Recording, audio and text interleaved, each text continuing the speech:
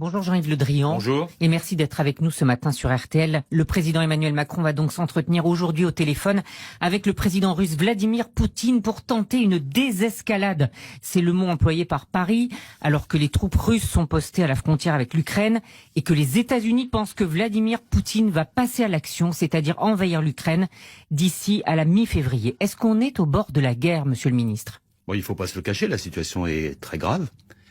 La situation est très tendue. Comment pourrait-il d'ailleurs en être autrement avec des milliers de soldats russes aux frontières de l'Ukraine, singulièrement à la frontière Est, et puis aussi des manœuvres qui sont en cours en Biélorussie avec des forces russes sur le nord de l'Ukraine, avec en plus des déclarations parfois extrêmement fortes de la part de Vladimir Poutine. Oui, nous sommes dans une situation de grande tension et aujourd'hui beaucoup de choses sont possibles. La gravité est là. Vous avez décidé vous-même l'envoi en Roumanie, tout proche de l'Ukraine, d'un important contingent français militaire. 1000 hommes, non? C'est ça La situation, aujourd'hui, c'est de s'interroger sur la volonté de Vladimir Poutine. C'est d'où l'importance de la conversation qui va avoir lieu ce matin. Nous avons, face à cette crise, 3 principes de base.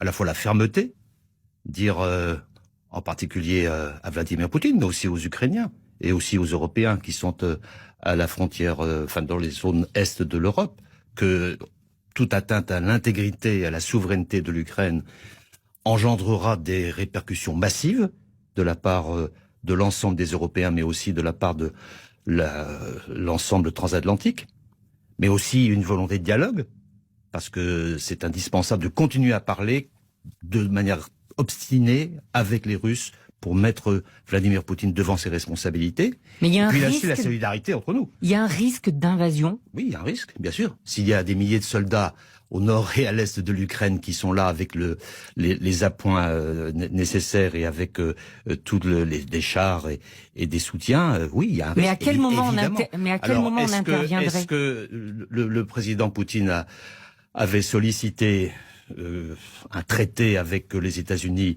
et avec l'OTAN pour assurer des garanties de sécurité pour la Russie?